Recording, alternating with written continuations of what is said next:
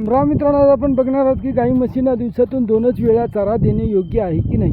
तर मित्रांनो, हे अगदी योग्य आहे. मात्र ते आपल्याला कशी काळजी घ्यावी लागेल की त्यांचं पोट भरेपर्यंत त्यांना वारंवार चारा टाकणे एक आपल्याला काळजी घ्यावी लागेल. जसं की उदाहरणार्थ आता आपण सकाळी 7:30 वाजेस्तोवर आपलं दूध काढणं आटपलं आहे, तर आता 7:30 वाजतापासून जर आपण चारा टाकायला सुरू केलं तर जसं की आता डालगं आपण चारा टाकतो, तर मित्रांनो ते जोपर्यंत पोटभर खातील तोपर्यंत त्याला टाकतच राहायचं. मित्रांनो, ते 2 डालगं खाऊ, 1.5 डालगं खाऊ की 2.5 डालगं खाऊ, म्हणजे त्यांना पोटभर आपल्याला जगवायचं आहे.